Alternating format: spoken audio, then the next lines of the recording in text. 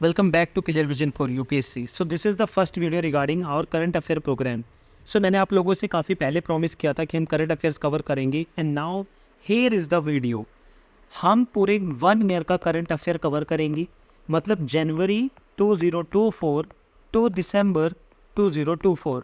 So this is the video regarding January 2024 to August. Okay, इसके बाद जो भी अपडेट आएगा उसके रिगार्डिंग आपके पास वीडियो आ जाएगी. So I will cover complete 1 year current affairs. ये मैंने आपको बता दिया है, subject wise not month wise. हम ऐसे कवर नहीं करेंगे कि ये जनवरी का वीडियो है, ये फैब का है, ये मार्च का है, बट हम एक for example science and technology का भी हम पढ़ने जा रहे हैं, तो ये पूरा 1 ईयर का current affair science and technology का हम एक बार में कवर करेंगे. इससे आपको क्या बेनिफिट होगा? बेनिफिट ये होगा कि जब आपका PT 365 आएगा, जो कि आता है फैब 17 2025 को आएगा ये, ठीक है, मोस्ट प्रोबेबली इसी के आसपास. तो अब आपको ये पढ़ने की नीड नहीं है, क्योंकि हम खुद का PT 365 बना रहे हैं इन्हीं मैगजीन से, और इनसे भी बेटर, क्योंकि यहाँ पे बहुत सारे टॉपिक नहीं होते हैं, बट यहाँ पे हमने सारे इंपॉर्टेंट टॉपिक इंक्लूड किए हैं जो कि कई बार वो लोग मिस कर देते हैं. ठीक है, so let's start with science and technology. This is the cover page of our current affairs science and technology, okay, by Clear Vision for UPSC. Now science and technology current affairs January 2024 to August 2024. Here is the notes for you all, and please read this note. This is essential. This PDF has been meticulously crafted to provide you with a comprehensive and professional compilation of science and technology current affairs, okay, crucial for the UPSC examination, covering the period from this to this. okay, cover क्या क्या किया है हमने? PT 365 January to March, PT 365 March to May, current affairs magazine June July August. Okay, अब जब सितंबर अक्टूबर नवंबर और दिसंबर इनकी आ जाएगी, तो इनकी भी एक कंपाइलेशन आपके पास आ जाएगी और इसी PDF के साथ अटैच होकर मिल जाएगी. Yes, truly the person behind Clear Vision for UPSC. ये PDF आपको टेलीग्राम चैनल पर मिल जाएगी, वहाँ से आप इसको डाउनलोड कर लेना और सेव कर लेना और पढ़ते रहना. वहीं पे आंसर राइटिंग का फ्री प्रोग्राम चल रहा है, जहाँ पे बहुत सारे बच्चे पार्टिसिपेट करते हैं. आप इसको ज्वाइन कर सकते हो. साथ ही साथ इकोनॉमिक्स कोर्स भी चल रहा है, अगर आप चाहो तो उसको भी ज्वाइन कर सकते हो. So let's start with the first page, science and technology, biotechnology, gene therapy. तो अभी हम 1 ईयर का current affair science and technology का कवर करने जा रहे हैं. इस वीडियो को 2 पार्ट में मैंने डिवाइड किया है, पार्ट 1 एंड पार्ट 2. ठीक है, मेक श्योर आप दोनों पार्ट्स देखते हैं और दोनों को अपने माइंड में अच्छे से रखते हैं. हर एक टॉपिक बहुत अच्छे से समझाऊंगा. टोटल 81 पेजेस है इसमें, लेकिन बहुत सारा कंटेंट पेज में है ही नहीं, मतलब ऊपर ये सब लगा हुआ है. जहाँ पे अननेसेसरी कंटेंट था उसको मैंने हाइड कर दिया है. तो अगर मैं इसको सच कहूँ तो ये एक 30 पेजेस की PDF है जो पूरे साल के करंट अफेयर को कवर करती है. आई एश्योर यू, अगर आप PSC की प्रिपरेशन कर रहे हो, UPSC की प्रिपरेशन कर रहे हो और ये किसी भी स्टेट की कर रहे हो, तो आप इस PDF पे रिलाय कर सकते हो, क्योंकि इसमें सब कुछ है. देखो, जीन थेरेपी क्या होती है? ये एक ऐसे टेक्निक होती है जिसमें जो जीन्स होते हैं उनको ट्रीट किया जाता है, ये प्रिवेंट किया जाता है कि उनको कोई भी बीमारी अगर है, एक तो बीमारी से बचाया जा सके उनको, और दूसरा ठीक किया जा सके. ठीक है, डन. इससे ज़्यादा आपको कुछ भी पता होने की नीड नहीं है. यहाँ पे 2 चीज़ें आती हैं कि types of gene therapy, germ line gene therapy and somatic cell gene therapy. एक बात याद रखना, G4 germ line, G4 jeans. याद रखना, इंडिया में germ line gene therapy illegal है. ये होता क्या है? ये होता ये है कि जो बेबी है अभी वो मदर के यूट्रस में ही है. ठीक है, लेट्स एग्जाम्पल, जो बेबी है वो मदर के यूट्रस में है और इसको यहाँ पे मॉडिफिकेशन किया जा रहा है कि इसकी आइज़ ब्लू होनी चाहिए, इसका जो माइंड होना चाहिए वो आइंस्टाइन की तरह होना चाहिए, ये एक्स्ट्रा ऑर्डिनरी बच्चा होना चाहिए. ये चीज़ बैन है, इलीगल है हमारी कंट्री में. बट ये सोमेटिक सेल जीन थेरेपी क्या होती है कि अगर कोई पेशेंट है, ठीक है, कोई पैदा हो चुका है बच्चा है, उसके अंदर कोई भी बीमारी है, तो उसको ठीक करने को हम क्या कहते हैं? Somatic cell gene therapy. और ये इलीगल नहीं है. ठीक है, तो यहाँ पे इंपॉर्टेंट पेटी के लिए क्या है कि इलीगल इन इंडिया क्या है? Germ line gene therapy. Now the next thing is haemophilia. क्या होता है? अब हेमोफीलिया एक life long sex linked bleeding disorder होता है, जो कि प्रेडोमिनेंटली मेल्स में होता है. कई फीमेल्स में नहीं हो सकता है, याद रखना, बट ज़्यादातर ये मेल्स में देखा गया है.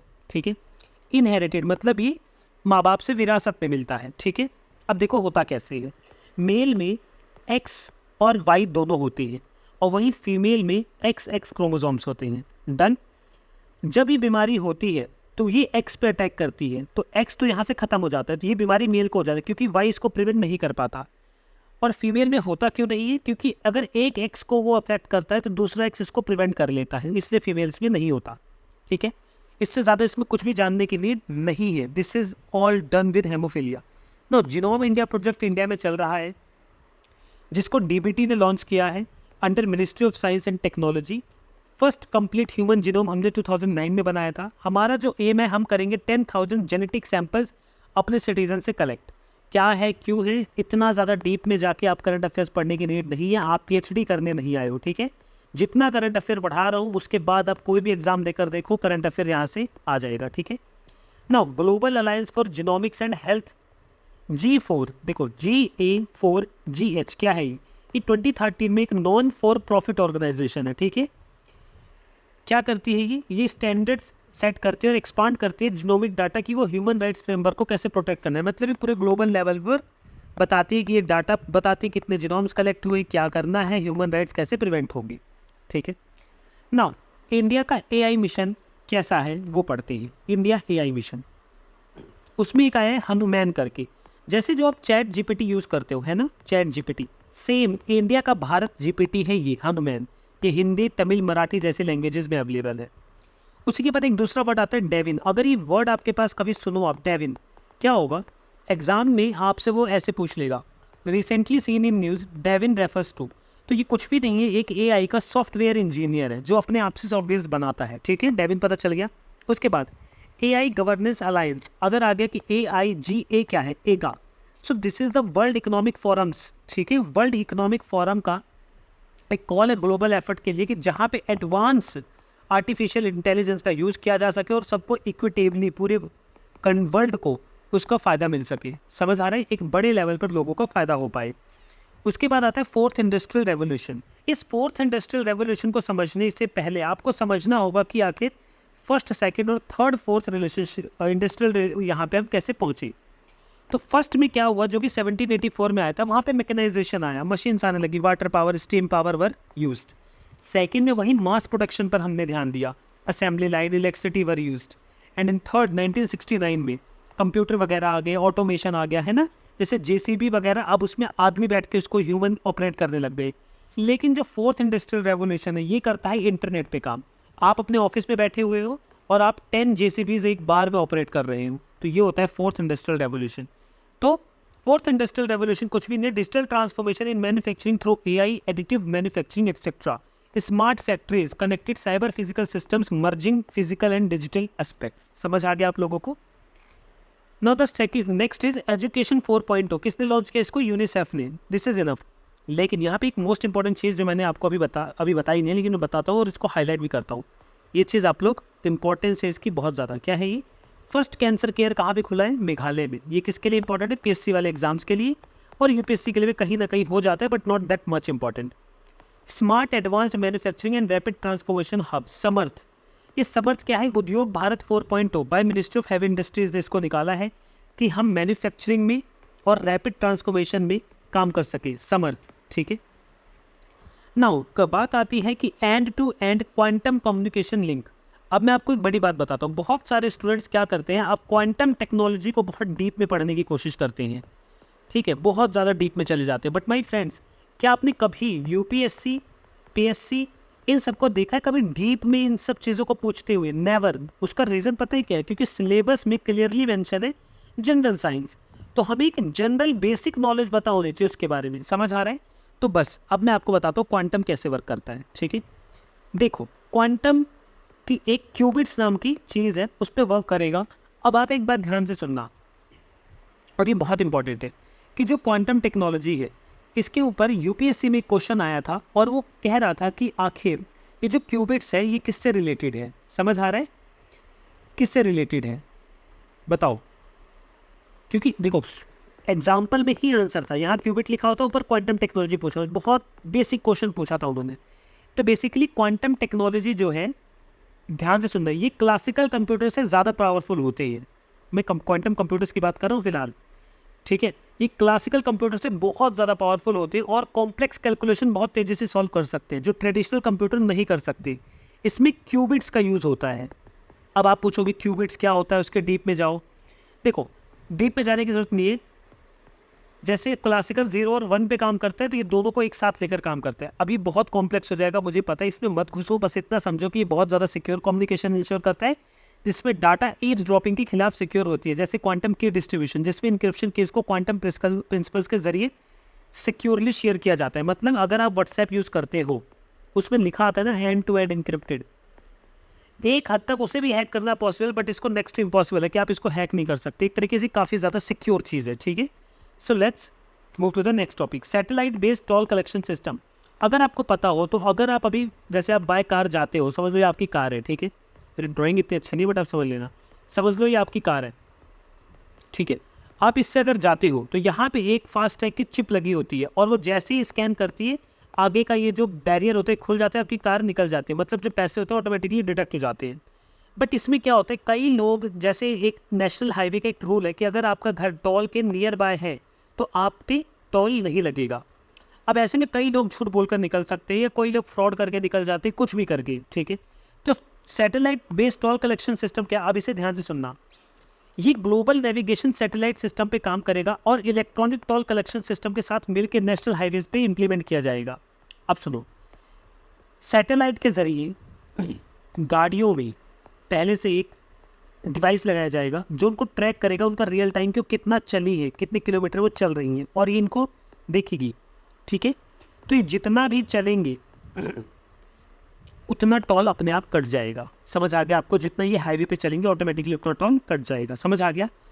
अच्छा, अब अगर कोई कार कोई भी मिसबिहेव करती है, कुछ भी करते है, तो यहाँ पे कैमराज लगे होंगे हाईवे पे जो इसको कैप्चर कर लेगा नंबर प्लेट को, और इनको पेनल्टी ऑटोमेटिकली लग जाएगी। समझ आ गया आप लोगों को, ये होता है हमारा satellite based toll collection system. अब देखो, online board unit, GNSS enabled device installed in the vehicle to determine vehicle route and calculate toll, ठीक है। तो ये वाला डिवाइस लगेगा जो कि उसको ट्रैक कर पाएगा। Automatic number plate reader cameras लगे होंगे, ठीक है, कि पेनल्टी वगैरह कट सके। Automatic number plate reader use optical character recognition on images, this is not important, आपको समझ आ चुका है, ठीक है। नो, फास्टैग और GNSS based toll collection system में डिफरेंस क्या है, ये रेडियो फ्रीक्वेंसी का यूज़ करता है, ये वहीं पे ऑटोमेटिक नंबर प्लेट रीडर का यूज़ करता है। ये फास्टैग आरएफआईडी टैग पे यूज़ करता है, ये ओबीयू एंड जीएनएसएस कनेक्टिविटी पे। इसमें फिक्स रेट होता है, ठीक है, लेकिन इसमें आप जितना ट्रैवल करोगे सिर्फ उतना होगा। यहाँ पे हमें फिजिकल टोल्स की नीड होती है, कंस्ट्रक्शन में पैसा लगता है, लोगों को रखना पड़ता है, इन सब चीज़ों की नीड होती है, बट यहाँ पे ऐसा कुछ नहीं है। तो बहुत सारी जॉब लॉस होगी, है ना, लेकिन बहुत सारा इंफ्रास्ट्रक्चर का पैसा भी बचेगा। नाउ हम पढ़ते हैं नियर फील्ड कम्युनिकेशन टेक्नोलॉजी, और ये शॉर्ट रेंज टेक्नोलॉजी है, ऐसे क्वेश्चन यूपीएससी और पीएससी में आने के पूरे चांसेस होते हैं।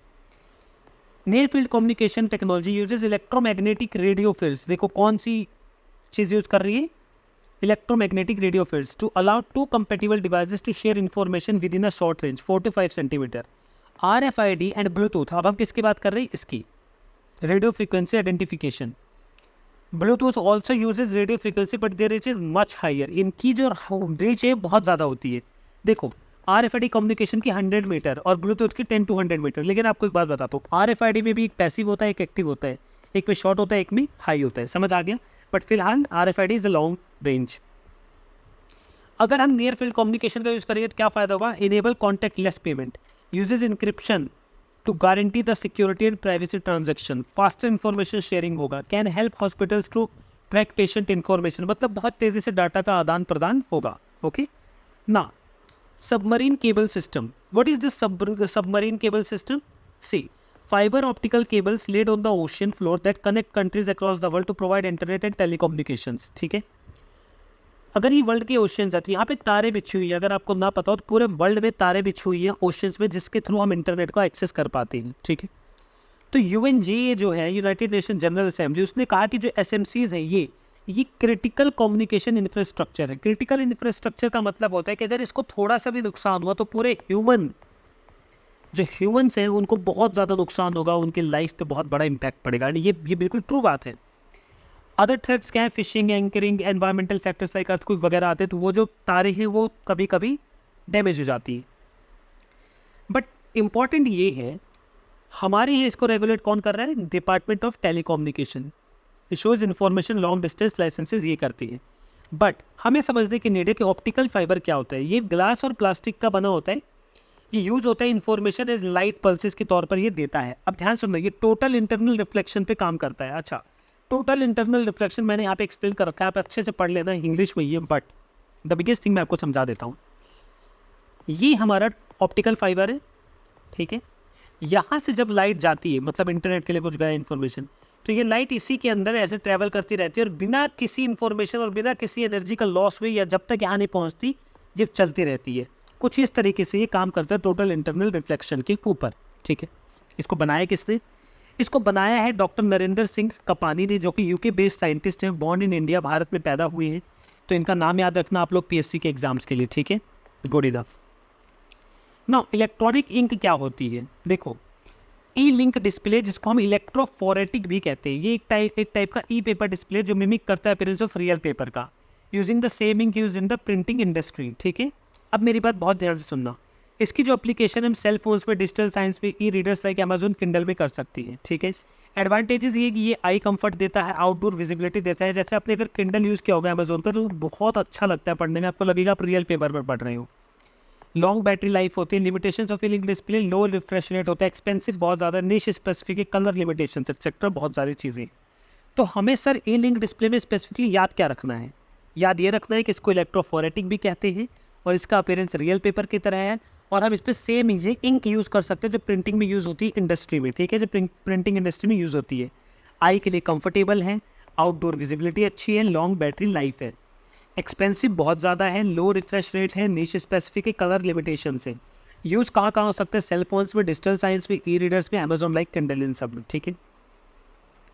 उसके बाद आता है Sangam digital twin initiative. What is this digital twin initiative? देखो, जब हम किसी फिजिकल ऑब्जेक्ट का, ठीक है, उसका फिजिकल ऑब्जेक्ट का, पर्सन का, प्रोसेस का contextualise in a digital version, जब उसको हम डिजिटल वर्जन में दिखाते हैं तो उसको हम कहते हैं digital twin. Digital twin initiative का मतलब बेसिकली यही है कि दो तीन टेक्नोलॉजी को एक साथ मिलके एक ऐसे प्लेटफॉर्म पर लेकर आए जो रेवोल्यूशन ले आए कि वाह क्या क्रिएट किया आपने।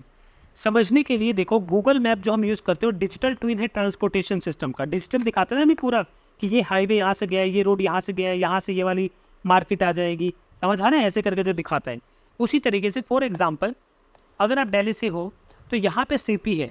अब आप एक एक्स नाम की बिजनेसमैन से मिलते हो, आप कहते हो कि यहाँ इन्वेस्टमेंट करोगे तो आपको बहुत पैसा मिलेगा, बट ये अमेरिका में है, आप इनके साथ अमेरिका में बैठे हुए हो। अब ये इनके पास आने का टाइम नहीं है, तो ये आपसे कहेंगे कुछ ऐसा करो कि मुझे पूरा दिन जाए। तो आप डिजिटल ट्विन का यूज़ करके उस सीपी का, कनॉट प्लेस का पूरा एक डिजिटल ट्विन मैप बना लोगे, बहुत अच्छा सा, पूरे टेक्नोलॉजी से कनेक्ट करके।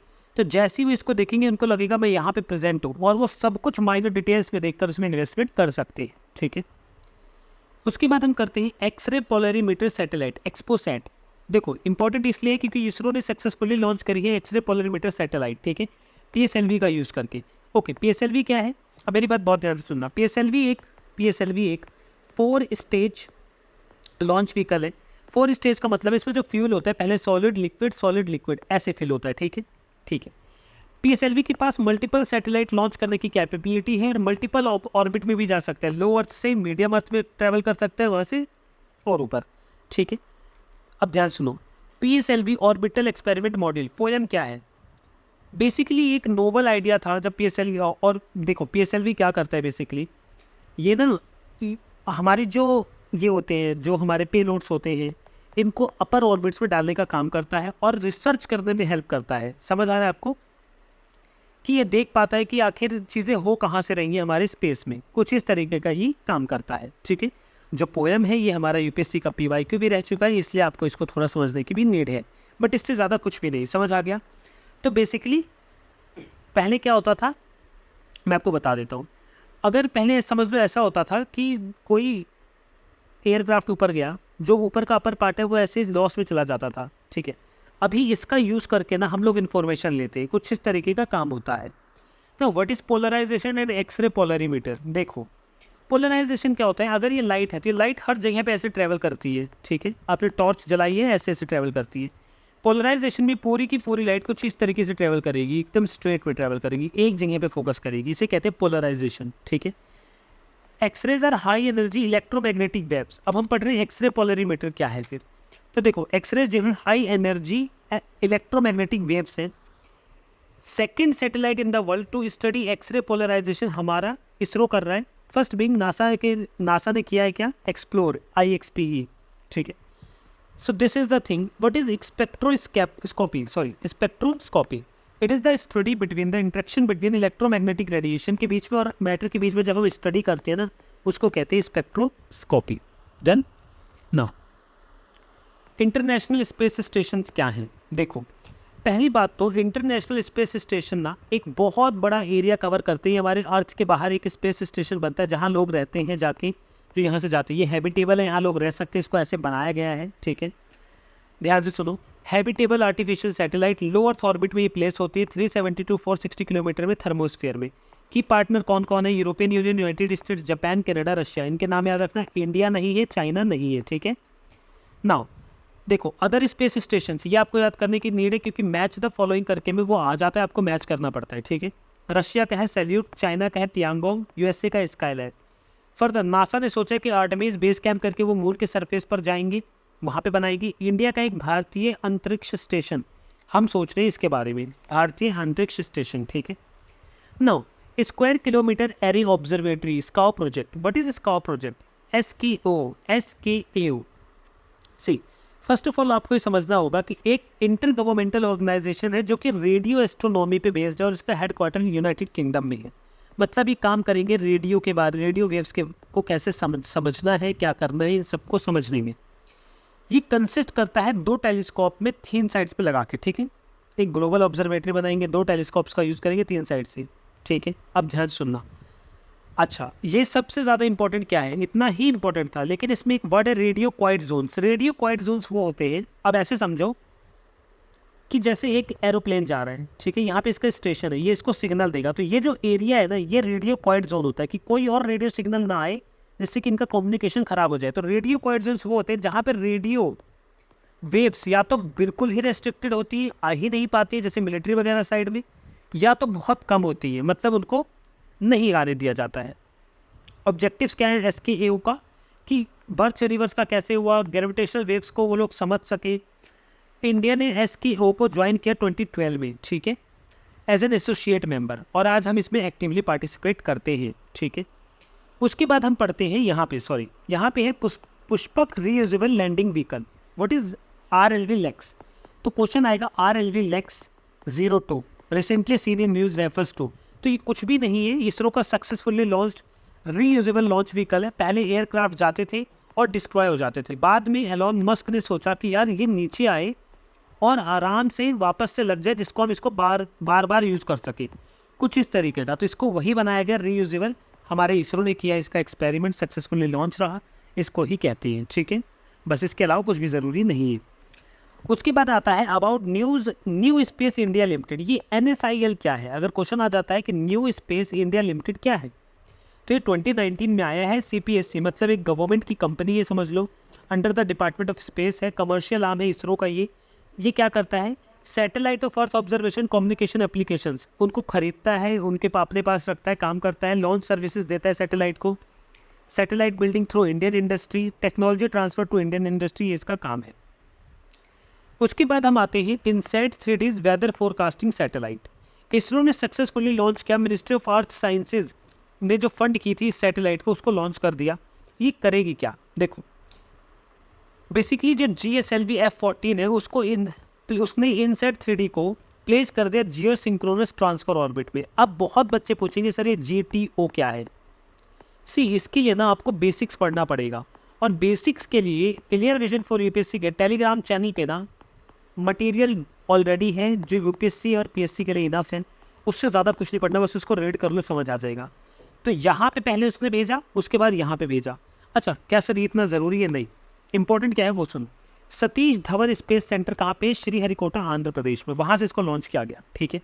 अब मेरी बात सुनो, यहाँ पे वीडियो को पॉज करो और बताओ कि यहाँ से क्यों लॉन्च करते हैं, रीज़न बताओ, ठीक है। तब तक हम पढ़ते हैं इनसैट 3D सैटेलाइट क्या है। एक फॉलो ऑन मिशन है 3rd जनरेशन मीटरोलॉजिकल सैटेलाइट के लिए। ये प्रेजेंटली हेल्प करता है कि इनसैट 3D और इनसैट 3DR को मीटरोलॉजिकल जियो स्टेशनरी सैटेलाइट बना के उनको देखा जा सके कि आखिर हो क्या रहा है कहाँ पे, वेदर के रिगार्डिंग। ठीक है, तो ये सारे पेलोड्स गए, नॉट दैट मच इंपॉर्टेंट। ठीक है, ऑब्जेक्टिव क्या है, मॉनिटर कर सके अर्थ के सरफेस को, ओशियनिक ऑब्जर्वेशन को, वर्टिकल प्रोफाइल दे सके मीटरोलॉजिकल पैरामीटर्स पे, डाटा बता सके और प्रोवाइड कर सके satellite aided search and rescue services. कोई फंस गया तो उसकी हेल्प भी कर सकें। अब हम देखते हैं JSLV F-14 है क्या, ये भी तो पढ़ना ज़रूरी है।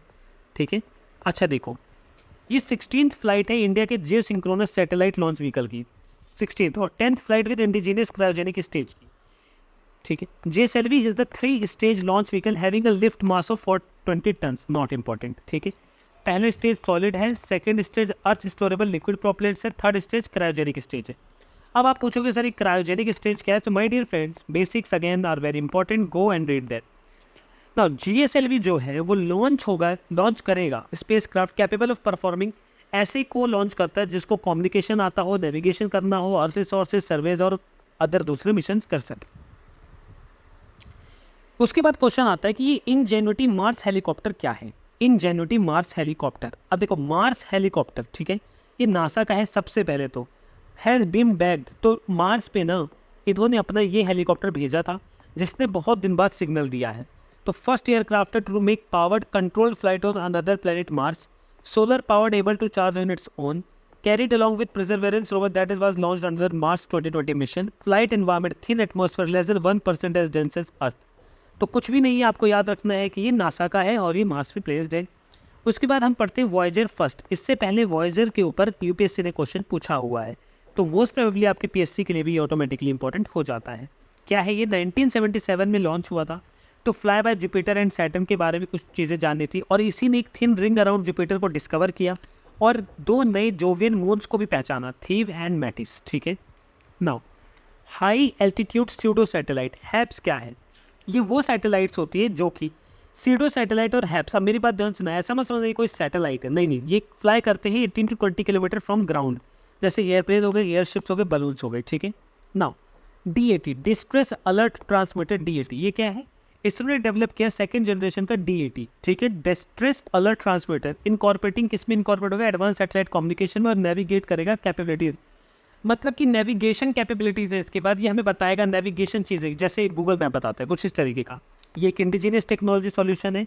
फिशरमैन को बताएगा कि क्या इमरजेंसी आ सकती है, उनको मैसेजेस देने में हेल्प करेगा कि वो जल्दी से वहाँ से निकल जाए, सुनामी आ सकती है, कुछ इस तरीके का ना। This particular thing is important क्योंकि स्टार मार्क्ड है, Kulasekarapattinam spacecraft case, recently foundation stone रखा गया इस स्पेस क्राफ्ट का in Thoothukudi district of Tamil Nadu. Now my friends, Thoothukudi district of Tamil Nadu, याद रखना इसको। ठीक है, to be use to launch SSLVs, अब जो स्मॉल सैटेलाइट लॉन्च व्हीकल्स हैं वो यहाँ से लॉन्च किए जाएंगे।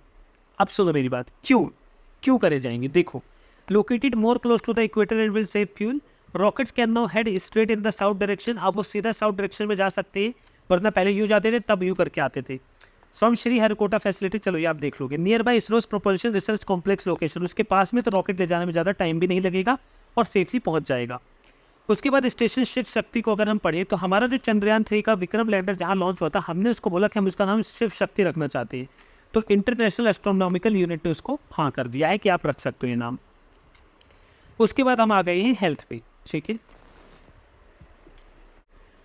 सो streamlining food regulation in India, इसमें हम सबसे पहले जानते हैं एग मार्क होता क्या है। देखो ये एक तरीके का सर्टिफिकेशन होता है जो प्रोडक्ट्स के ऊपर यहाँ पे लिखा होता है। ठीक है, इसका मतलब ये है कि जो प्रोडक्ट है वो ठीक है, अच्छा है।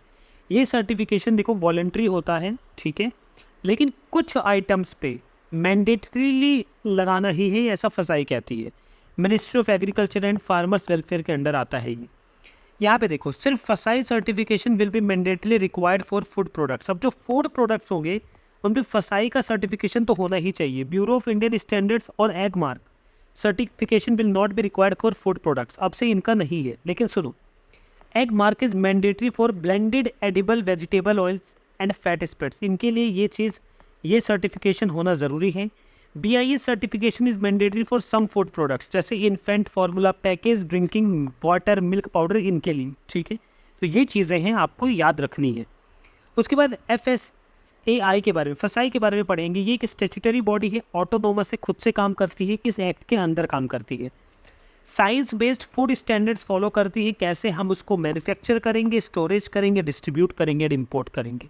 Ministry of health and family welfare के अंदर आता है हमारा first type, ministry of family and health welfare. उसके बाद हैविश्योर क्या है? हैविश्योर इंडिया का पहला इंडिजिनियसली, मतलब हमारे देश में ही बना हुआ हेपेटाइटिस ए का वैक्सीन है जो कि लॉन्च हो चुका है। मेक श्योर कि आप इसके बारे में थोड़ा सा पढ़ेंगे, हेपेटाइटिस ए, बी, इन सब के बारे में, ठीक है। नाउ सर्वाइकल कैंसर क्या होता है? मैं आपको एक बात बता देता हूँ कि cervical cancer the most common cancer है हमारी इंडियन वीमेंस में, ठीक है। अब देखो, जब कैंसर सर्विक्स में होता है तो उसको सर्वाइकल कैंसर कहते हैं। आपने ये क्यों नहीं पढ़ाया सर? क्योंकि ये उतना इंपॉर्टेंट नहीं है, ये पूछेगा भी नहीं, बस मैंने इसलिए हाईलाइट कर रखा है कि आप देख लो एक बार। Cervix connect the vagina. अब जो सर्विक्स होता है वो पूरा वजीना से कनेक्ट करता है बर्थ कैनाल से, जो the upper part of the uterus से लेकर, जो कि डायरेक्टली बेबी को भी अफेक्ट कर सकता है। Occurs most often in women over age 30। अगर आप 30 से प्लस है तो उसमें ये अफेक्ट करने के चांसेस होते हैं। फोर्थ मोस्ट कॉमन कैंसर है वीमेन में ग्लोबल लेवल पर, और सेकंड मोस्ट कॉमन कैंसर है हमारे यहाँ पे भारत में फीमेल्स में। Main cause of cervical cancer is persistent infection with the human papilloma virus. अगर कोई लेडीज़ इससे लगातार अफेक्ट हो रही है ह्यूमन पेपिलोमा वायरस से, HPV से, तो बहुत हाई चांसेस है कि उनको ये होगा। HPV क्या है? कॉमन सेक्सुअली ट्रांसमिटेड इन्फेक्शन है जो कि अफेक्ट करता है स्किन को, जेनिटल एरिया को एंड थ्रोट को, थ्रोट इन्फेक्शन वगैरह।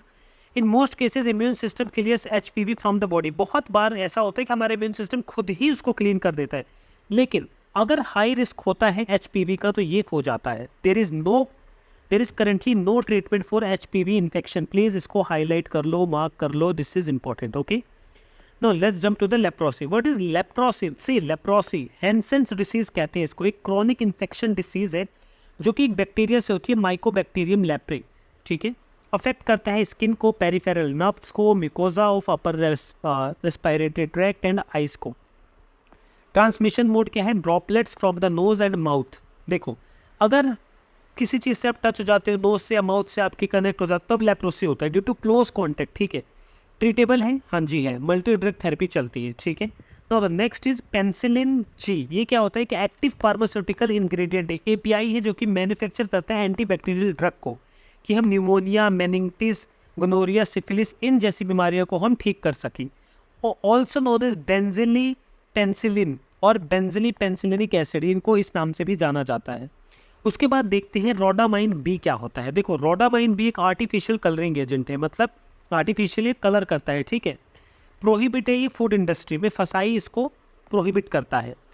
रोडामाइन बी जो है ये एक ऑर्गेनिक क्लोराइड साल्ट है जो कि यूज़ होता है कलरिंग एजेंट की तरह टेक्सटाइल इंडस्ट्री में, पेपर, लेदर, पेंट इंडस्ट्री में। ह्यूमन हेल्थ के ऊपर इमीडिएट इफेक्ट क्या होता है? स्टमक फुलनेस हो जाता है, इचिंग होता है, ब्रीदिंग प्रॉब्लम्स होती है, liver dysfunction, intestine cancer, neurotoxicity, kidney failure, ये सारी बीमारियां होती है। उसके बाद एक नई चीज़ आई है मॉस्क्यू रिस्क। अब इसको मॉस्क्यू को मॉस्क्यूटो से कनेक्ट करने की कोशिश करते हैं, Mosquirix, also known as RTS/AS01। This name is not important, ठीक है। एक वैक्सीन है जो कि चिल्ड्रन को दी जा सकती है जब वो 5 महीने की है, सिर्फ 5 months ऑफ एज, ठीक है। Recombinant protein based malarial vaccine है, वर्ल्ड हेल्थ ऑर्गेनाइजेशन अप्रूव करती है इस वैक्सीन को। ये बनी है प्रोटीन प्लाज्मोडियम फैल्सीपैरम पैरासाइट से एंड हेपेटाइटिस बी के वायरस की हेल्प से। मतलब यहाँ पे दो चीज़ें मिलकर इसको बनाती है मॉस्क्यूरिक्स को। पहला plasmodium falciparum parasites plus hepatitis B virus, ठीक है, इनसे ये बनता है। प्लाज्मोडियम फैल्सीपैरम जो है वो एक पैरासाइट है जो कि रिस्पॉन्सिबल होता है मलेरिया जिसकी वजह से होता है। तो समझ आ रहे हैं, मलेरियल वैक्सीन से रिलेटेड है ना। नेक्स्ट है geospatial intelligence. See geospatial intelligence is not that much important, but the important thing is GEOINT, GEOINT। ये क्या होता है? ये इंफॉर्मेशन की लेयर होती है, मतलब एक पर्टिकुलर चीज़ के बारे में अगर आपको नॉलेज चाहिए तो ये उसके बारे में पूरी नॉलेज कर देती है। फॉर एग्जाम्पल, कोई आदमी कहीं भी धरती पे है और आप उसको फोकस करते हो तो आप ये पता लगा सकते हैं कि वो कहाँ पे है, उसके दोस्त, एनिमी, सब कुछ आसपास कौन क्या इसको इम्पैक्ट करेगा, उसका मतलब क्या क्या बोल रहे हैं, सब कुछ उसका पता लगना जियोइंट कहलाता है। अच्छा, जियो स्पेशल इंटेलिजेंस क्या है? एक देखो, जो जियो स्पेशल डाटा होता है उसको बेटर तरीके से अंडरस्टैंड करना, उसको विजुअली डिपेक्ट करना, ह्यूमन एक्टिविटी को क्या कर रहा है, एक स्पेसिफिक जियोग्राफिकल लोकेशन पे वो क्या काम कर रहा है, इन सब में इसका यूज़ होता है। इससे हम पता लगा सकते हैं कि जो एनिमीज़ हैं हमारे, वो हमारी कंट्री में आ रहे हैं, कहाँ पे हैं, क्या कर रहे हैं, सब कुछ पता लगाया जा सकता है। व्हाट इज़ नाविक? अब आप लोगों को नाविक के बारे में बहुत डिटेल में पढ़ना पड़ेगा। इसके पहले मैं आपको नाविक को थोड़ा सा बता देता हूँ। हमारा गूगल मैप की तरह ये वाला सिस्टम है, जैसा हमारा उनका है, जैसे ये हमारा है। 7 सैटेलाइट्स इसमें होंगी, 1500 किलोमीटर तक ये हमारे बॉर्डर से बाहर देख सकता है, ठीक है। नाउ ड्रोन्स एंड सिक्योरिटी के बारे में पढ़ते हैं कि दृष्टि 10 स्टार लाइनर है, स्टार लाइनर पढ़ सकते हैं इसको, दृष्टि 10 स्टार लाइनर। इंडियन नेवी का पहला खुद से बनाया हुआ UAV, 60% जो माल है इसमें वो हमारी कंट्री का है, तो इसको इंडिजिनियसली डेवलप्ड कहते हैं। ड्रोन है, प्रमोट करता है कि नेवी को मैरीटाइम डोमेन अवेयरनेस दे सके और उनको एंटी पायरेसी से बचा सके। एडवांस इंटेलिजेंस सिस्टम है इसमें, ठीक है, ध्यान से सुनना। सर्विलांस कर सकता है, मीडियम एल्टीट्यूड लॉन्ग एंड्योरेंस है, 450 kg का पेलोड ये लेकर उड़ सकता है, कैपेसिटी है इसके अंदर, ठीक है। ये सारी चीज़ें इसके अंदर हैं। उसके बाद आते हैं ब्रह्मोस मिसाइल्स पे। Now listen to me, BrahMos missile आपका PYQ है, तो थोड़ा सा सतर्क होकर इसको ध्यान से सुनो। जो ब्रह्मोस मिसाइल है डेवलप हुआ है under joint venture agreement between India and Russia, ठीक है। भारत और रूस ने मिलकर इसको बनाया है। एक सुपरसोनिक क्रूज मिसाइल है, मतलब travels at speed of around 2 to 3 Mach, ठीक है। Cruise missile is propelled by jet engines.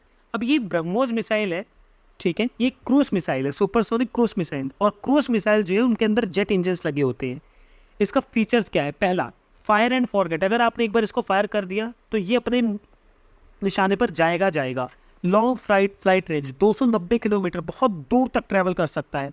Low radar signature, pinpoint accuracy है इसके पास। उसके बाद है हाई पावर्ड माइक्रोवेव वेपन्स। ये टाइप का डायरेक्टेड एनर्जी वेपन सिस्टम है, ठीक है। इलेक्ट्रोमैग्नेटिक सिस्टम पे काम करता है, जो कन्वर्ट करता है केमिकल और इलेक्ट्रिकल एनर्जी को, ध्यान से सुनो, केमिकल और इलेक्ट्रिकल एनर्जी को रेडिएटेड एनर्जी में, कि फिजिकल डैमेज कर सके। समझ आ गया? तो इलेक्ट्रोमैग्नेटिक एनर्जी बीम छोड़ता है जिससे ये फिजिकल डैमेज करता है। नाउ हम आगे आते थोरियम रिजर्व्स इन इंडिया, ठीक है। Thorium reserves in India, this is not important but yes, thorium reserve in India is important. See, thorium reserves in India, अगर आपको याद हो तो UPSC का PYQ भी है ना? Yes. Now listen to me, thorium reserves in India DAE, department of atomic energy ने इस्टेब्लिश किया था 11 million tons of in situ resource monazite, thorium bearing minerals को। थोरियम एक इंपॉर्टेंट थर्ड स्टेज इंडिया का nuclear programme है, ठीक है, उनके लिए ज़रूरी है। 25% वर्ल्ड का थोरियम रिजर्व हमारे पास अवेलेबल है, वर्ल्ड का 25% हमारे पास अवेलेबल है। और ये कहाँ मिलता है? केरला, तमिलनाडु, ओडिशा, आंध्र प्रदेश, वेस्ट बंगाल, झारखंड के बीचेस पे मिलता है, रिवर की सैंड्स पे मिलता है, ठीक है। अच्छा, न्यूक्लियर पावर प्लांट जो हमारे देश में कुछ लोकेशन पे है जो आपको याद करने की नीड है, जैसे नरोड़ा एटॉमिक पावर स्टेशन का है उत्तर प्रदेश में, वही Rajasthan atomic power station, of course name से पता लग रहा है, राजस्थान में, ठीक है। काकरापार एटॉमिक पावर स्टेशन, अब Kakrapar is in Gujarat, Tarapur in Maharashtra, Madras in Tamil Nadu, Kudankulam in Tamil Nadu and Kaiga in Karnataka. I hope याद हो गया होगा। Now the lithium is also very important for UPSC and PSC exams, क्योंकि काफ़ी ज़्यादा इंपॉर्टेंट चीज़ बन जाती है हमारे लिए। तो इंडिया और अर्जेंटीना ने रिसेंटली में साइन किया कि लिथियम को एक्सप्लोर करेंगे अर्जेंटीना में। हमारे यहाँ पे एक कंपनी बनी थी जिसका नाम था काबिल की फुल फॉर्म क्या है? खनिज विदेश इंडिया लिमिटेड। ये 2019 में बनी थी। इसको किसने मिलकर बनाया? हमारी national aluminium company limited, NALCO ने, HCL मतलब हिंदुस्तान कॉपर लिमिटेड और मिनरल एक्सप्लोरेशन कंसल्टेंसी, इन तीनों कंपनी ने मिलकर काबिल बनाया। काबिल ने और अर्जेंटीना की एक कंपनी है कैमिन, CAMYEN, इन दोनों ने मिलकर साइन किया कि हम अर्जेंटीना में लिथियम निकालेंगे, ठीक है। ये साइन हुआ है। उससे पहले आप एक बात करते हैं, जियोलॉजिकल सर्वे ऑफ इंडिया ही हमारे यहाँ, हमारे देश में लिथियम एक्सप्लोर करता है। अब देखो बहुत ध्यान से, लिथियम की कुछ प्रॉपर्टीज़, सॉफ्ट होता है, सिल्वरी वाइट एल्कली मेटल होता है with lowest density of all metals, विग्रेसली reacts with water, improves strength and lightness in alloys with aluminium and magnesium, ठीक है। डिस्ट्रीब्यूशन क्या है? चिली, बोलीविया, अर्जेंटीना, इसको कहते हैं लिथियम ट्राइंगल, ठीक है। ABC से याद रखना है, A for Argentina, B for Bolivia, C for Chile, ठीक है। ऑस्ट्रेलिया और चाइना में भी काफ़ी ज़्यादा मिलता है। इंडिया में इसे क्रिटिकल एंड स्ट्रेटेजिक मिनरल्स माना गया है और इसको mines and mineral development and regulation act 2023 के अंदर भी रखा गया है। क्रिटिकल मिनरल्स वो होते हैं, क्रिटिकल मिनरल्स जो हमारे देश में इंफ्रास्ट्रक्चर बनाने के लिए, टेक्नोलॉजी को लाने के लिए काफ़ी ज़्यादा इंपॉर्टेंट है। अब मेरी बात बहुत ध्यान से सुनिए, जो आपके पीएससी में और यूपीएससी में इंपॉर्टेंट है। Currently India meets the lithium demand through 100% import mostly from China and Hong Kong. हम ज़्यादातर यहाँ से इम्पोर्ट करते हैं, ठीक है। इंडिया प्रेजेंट में 5th लार्जेस्ट लिथियम रिसोर्स है वर्ल्ड का, ठीक है। नो एप्लीकेशंस ऑफ लिथियम, अगर ऐसा क्वेश्चन आ जाता है तो all of the above option पर टिक मार के आना। रिचार्जेबल बैटरीज में, नॉन रिचार्जेबल बैटरीज में, मैग्नीशियम लिथियम अलॉयज़ में, एल्यूमिनियम लिथियम अलॉयज़ में, हाई स्पीड ट्रेन में, एयरक्राफ्ट, बाईसाइकिल्स, इन सब में यूज़ होता है हमारा लिथियम। अब हम पढ़ते हैं मैटर और एंटी मैटर। जैसे माता का अपोजिट क्या होता है? पिता, है ना, ये राजा का रानी। वैसे ही मैटर का anti matter, simple, nothing so much complex, don't make it complex. See matters ना बहुत सारे फॉर्म्स में आते हैं, solid, liquid, gases, plasmas, consisting of subatomic particles that give them mass and volume, जो उनको मास और वॉल्यूम देती है। सब एटॉमिक पार्टिकल्स इंक्लूड करते हैं प्रोटॉन्स, न्यूट्रॉन्स, और प्रोटॉन्स न्यूट्रॉन्स को अगर हम एक में कर दें तो इनको क्या कहते हैं? बैरियंस। इलेक्ट्रॉन्स एंड न्यूट्रिनोज, अगर हम न्यूट्रिनोज और इलेक्ट्रॉन्स को मिला देते हैं तो इनको कहते हैं लेप्टॉन्स, ठीक है। हर एक सब एटॉमिक पार्टिकल का एक एंटी ट्विन होता है, जैसे क्वार्क का एंटी क्वार्क, प्रोटॉन का एंटी प्रोटॉन, न्यूट्रॉन का anti neutrons, anti leptons such as anti electrons, और struggle between matter and anti matter. Same इसका भी होता है। क्या है, क्यों है, ज़्यादा डीप में जाने की नीड नहीं। उसके बाद हम बात करते हैं स्टील स्लैग रोड टेक्नोलॉजी की। See steel slag road technology is nothing but एक नॉन मेटेलिक ग्लासी मटेरियल है जो कि जनरेट होता है स्टील फर्नेस बर्निंग से in the form of molten flux में, ठीक है। ये कि इम्प्योरिटी वाला मटेरियल है।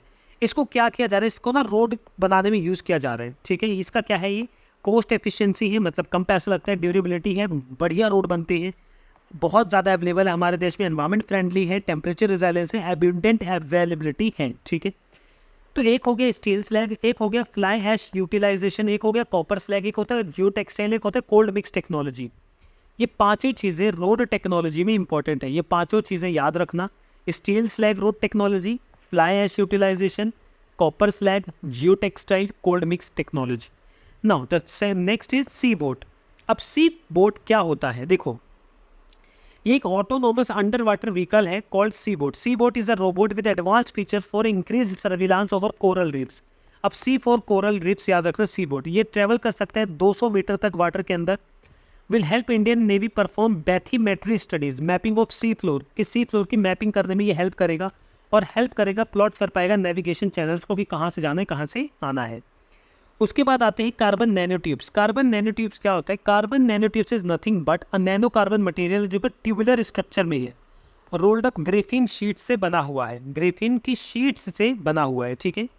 प्रॉपर्टीज इसकी क्या है? High surface to volume ratio होता है इसका, enhance conductivity and strength, biocompatibility, application rechargeable batteries में, फ्लेक्सिबल इलेक्ट्रॉनिक्स में, एरोस्पेस में, ट्रांसपेरेंट होता है, इलेक्ट्रोड्स, टच स्क्रीन होते हैं, सुपर कैपेसिटर्स एंड मेडिसिन वगैरह में यूज़ होता है, ठीक है। उसके बाद हम पढ़ते हैं dry ice. What is dry ice? देखो, ड्राई आइस कुछ भी नहीं है, एक कॉमन नेम है सॉलिड कार्बन डाइऑक्साइड का, ठीक है। ये अपना नेम इसलिए है, गेट दिस नेम, क्योंकि it does not melt into liquid when heated. पता ही क्या होता है? ड्राई आइस ना डायरेक्टली गैस में कन्वर्ट हो जाता है सॉलिड से, और इस प्रोसेस को कहते हैं सब्लिमेशन। समझ आया? बनता कैसे? By compressing and cooling gases CO2, ठीक है। ये लीथल है ह्यूमन हेल्थ के लिए, ठीक है, लीथल है। एप्लीकेशंस कहाँ हो सकती है? Hospitals and clinics, food processing, distribution, industrial cleaning and technical processes, theatrical and special effects में इसका यूज़ किया जा सकता है। उसके बाद पढ़ते हैं पार्थिनोजेनेसिस क्या होता है। देखो, ये एक तरीके का एसेक्सुअल रिप्रोडक्शन होता है जिसमें फीमेल ना खुद ही एम्ब्रॉय को प्रोड्यूस कर लेती है बिना एग के साथ, अब without fertilising an egg with sperm, बिना स्पम की हेल्प की। समझ आ गए? इसे कहते हैं पार्थिनोजेनेसिस, ठीक है।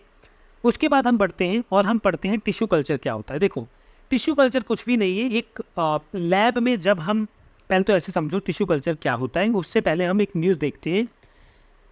Asola Bhati wild life sanctuary जो कि दिल्ली NCR रीजन में है, ठीक है, यहाँ पे टिश्यू कल्चर लैब बनाई गई है। यहाँ पे जो स्पीशीज़ मिलती है, हिंगोट, खेर, बिस्तेंदु, सिरी, पलाश, ऐसी ये यहाँ पे स्पीशीज़ मिलती है। अब देखते हैं प्लांट टिश्यू कल्चर है क्या। यहाँ पे ना कल्टीवेट किए जाते हैं डिफ्रेंशिएटेड अनडिफ्रेंशिएटेड प्लांट सेल्स को, टिश्यूज और organs on synthetic media under an aseptic environment and suitable control physical condition में। एक कंट्रोल कंडीशन में रखते हैं इसको लैब के अंदर, और उसके बाद उस पर एक्सपेरिमेंट्स करते हैं, कई चीज़ों को मिला के देखते हैं क्या होता है। इन सब चीज़ों को क्या कहते हैं? प्लांट सॉरी टिश्यू कल्चर, ठीक है। Now global positioning system GPS, अब मैं आपको बता दूं जीपीएस के साथ साथ हमारा नाविक भी इंपॉर्टेंट है, तो please refer NavIC from basics, ठीक है। जीपीएस एक satellite constellation supporting highly accurating positioning navigation and timing system है।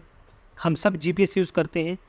इसी में एक कॉन्सेप्ट आया है जीपीएस स्पूफिंग। ये क्या होता है बेसिकली ना, इसको हम जीपीएस सिमुलेशन भी कहते हैं। मैनिपुलेटिंग और tricking a GPS receiver by broadcasting false GPS signals, किसी को फॉल्स जीपीएस सिग्नल्स देना, उसको इधर उधर भटकाना, इसको कहते हैं जीपीएस स्पूफिंग करना।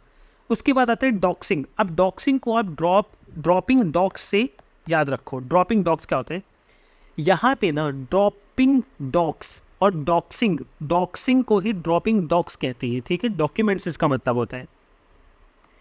यहाँ पे यूजर्स की प्राइवेट इंफॉर्मेशन को कलेक्ट किया जाता है बहुत सारे प्लेटफॉर्म्स पे, और फिर उनको ब्लैकमेल किया जाता है पैसे के लिए कि आप हमें दो वरना हम आपको आपकी जो इन्फॉर्मेशन लीक कर देंगे। उसके बाद एक कॉन्सेप्ट आता है mercenary spyware. What is this mercenary spyware? देखो ये बेसिकली डिज़ाइन किया गया है कि क्या करेगा, ये स्मार्टफोन्स की जो प्राइवेसी है उसको कॉम्प्रोमाइज़ करने में हेल्प करता है ये मर्सिनरी स्पाईवेयर, बिना यूज़र की नॉलेज के और बिना उनकी कंसेंट के, ठीक है। These targets specific individuals can be use to monitor movements. पता लगता है कि वो बंदा अपना फ़ोन लेकर कहाँ जा रहा है, किससे बात कर रहा है, किसका कॉल आ रहा है, सारा प्राइवेट डाटा ये लोग चुरा लेते हैं। कुछ एग्जांपल्स मर्सिनरी स्पाईवेयर के क्या है, पेगासस, फिनस्पाई, गैलीलियो, ठीक है। गैलीलियो भी है इसमें, याद रखिए इसको। स्पाईवेयर होता क्या है, तो स्पाई का मतलब ही होता है गुप्तचर, जो छुप के काम करे। तो एक मैलिशियस सॉफ्टवेयर और मालवेयर है that is installed on the computing device without and users knowledge, और मॉनिटर करता है उनकी सारी एक्टिविटी को और चुरा लेता है उनकी सेंसिटिव इन्फॉर्मेशन को। वैसे ही शैलो फेक क्या होता है, अब मेरी बात बहुत ध्यान से सुनिए। जो शैलो फेक होता है, देखो जो डीप फेक होता है, डीप फेक में हम एआई का यूज़ कर एक किसी इंसान का डुप्लीकेट बना लेते हैं, ठीक है। शैलो फेक में बिना एआई का यूज़ कर जब हम बनाते हैं उसे शैलो फेक कहते हैं, जिसे डीप फेक भी कहते हैं। शैलो फेक को हम लोग, जो शैलो फेक है हमारा बेसिकली, उसको चीप फेक भी कहा जाता है। अब आपको आई होप शैलो फेक और डीप फेक में मतलब पता चल गया। डीप फेक में एआई इन्वॉल्व होती है, शैलो फेक में एआई इन्वॉल्व नहीं होता। उसके बाद साइबर स्लेवरी क्या होता है, एक modern form of human trafficking निकला है ये, ठीक है, डिजिटल वर्ल्ड में, जहाँ पे जो स्कैमर्स हैं आपको इन्फॉर्मेशन चुरा लेते हैं और आपसे कहते हैं कि हमारी तरफ से आप हमारे लिए काम करो, उल्टे सीधे काम करो, वरना हम आपकी इन्फॉर्मेशन लीक कर देंगे, ठीक है। इसे कहते हैं साइबर स्लेवरी। उसके बाद एक आता है white rabbit technology. What is white rabbit technology? देखो डेवलप कहाँ पे हुआ है, सर्न में, to provide sub nano secondary accuracy and pico second precision of synchronization for the large hadron collider accelerator chain, ठीक है। See wait a minute, okay, white rabbit technology, यहाँ पे देखो LHC लार्ज हेड्रोन कोलाइडर क्या होता है। देखो world का largest and most powerful particle accelerator है, ठीक है। वर्ल्ड का मोस्ट पावरफुल आर्टिकल एक्सेलरेटर है, ठीक है, समझ गए। जो LHC है वो पहली बार 2012 में यूज़ हुआ था और फिर 2020 में, ठीक है। इसके अलावा कुछ भी इंपॉर्टेंट नहीं है, लेकिन वाइट रैबिट टेक्नोलॉजी आपको बताता हूँ बेसिकली क्या होता है। बेसिकली ये होता है कि पहली बात तो जो वाइट रैबिट टेक्नोलॉजी है ये डेवलप करा है हमारे सर ने, European organisation for nuclear research है, कि वो highly precise time network system के साथ पता लगा सके। समझ आया आपको, कि बहुत अच्छा और पिन पॉइंट उनको पता लग सके कि अभी आखिर चल क्या रहा है, ठीक है। तो ये होता है हमारा वाइट रैबिट टेक्नोलॉजी। इसका मेन पर्पस है कि सब नैनो सेकेंड सिंक्रोनाइजेशन प्रोवाइड करना, यानी बहुत high precision time synchronisation across network devices. ये टेक्नोलॉजी पहली बार सन के पार्टिकल एक्सेलरेटर के लिए बनाई गई थी, समझ आ रहा है। अब देखो ये टेक्नोलॉजी ओपन सोर्स है, यानी कोई भी इसको मॉडिफाई करके अपने सिस्टम में इंटीग्रेट कर सकता है। आई होप को ये समझ आ गया हो, ठीक है। उसके बाद बात करते हैं स्पेस टेक्नोलॉजी में स्पेस वेदर की। See space weather, so space weather is nothing environment around earth, other planets, celestial objects in our galaxy which is largely controlled by sun's activities, ठीक है। ये इन्फ्लुएंस होता है solar flares, coronal mass ejections and other particles and emissions emanating from sun, ये सबसे ये होता है। सोलर फ्लेयर क्या होता है, ये यूपीएससी का PYQ भी है, तो आपको समझना चाहिए कि ये सडन और intense explosion of energy on surface of sun often associated with sun spots, these are caused by release of magnetic energy stored in sun's atmosphere, ठीक है। इम्पैक्ट क्या पड़ता है, रेडियो ब्लैकआउट स्टॉर्म हो जाता है, जियोमैग्नेटिक स्टॉर्म्स आते हैं, सोलर रेडिएशन स्टॉर्म्स आते हैं, ठीक है। उसके बाद बात करते हैं satellite communication technology. This is also the one of the most important technology right now, जो हम पढ़ने जा रहे हैं और हमारे एग्जाम के लिए बहुत इंपॉर्टेंट है। तो चाइना का पहली बार चाइना ने एक फर्स्ट सैटेलाइट सीरीज में लॉन्च कर दिया है तियांग टिन, इसको ऐसे याद रखना, टिंग टोंग, ठीक है, Tiantong first. It is capable of enabling smartphone calls without the need for ground based infrastructure. मैं आपको इसकी सिग्निफिकेंस बता देता हूँ। आजकल रूरल एरिया में आप जंगल में चले जाओ तो आपको कभी भी नेटवर्क नहीं मिलता है, आप बहुत परेशान हो जाते हो। लेकिन सैटेलाइट बेस में आप कहीं भी रहो, सिग्नल ऊपर से आ रहा है तो आप कम्युनिकेट कर पाओगे, पहली चीज़। दूसरी चीज़ ये है कि इसके लिए हमें कोई भी इंफ्रास्ट्रक्चर खड़ा करने की नीड नहीं है, टावर लगाने की नीड नहीं है, बेस स्टेशन लगाने की नीड नहीं है, ये इसी से कनेक्ट रहेगा, ठीक है। तो ये सारी चीज़ें हैं, मिलिट्री और डिफेंस पे काफ़ी ज़्यादा हेल्प करेगा। लेकिन इसके अंदर बुराइयाँ क्या है? स्पेस डेवरेज बहुत ज़्यादा बढ़ेगा, मिलिटराइजेशन ऑफ स्पेस होने लग जाएगा, ठीक है। इसके बाद हम अपना नेक्स्ट पार्ट, अब जो इस वीडियो का जो नेक्स्ट पार्ट आएगा उसमें हम rest of current affair of science and technology from January 2024 to August 2024 cover करेंगे। मिलते हैं अपने नेक्स्ट वीडियो में। Thank you so much.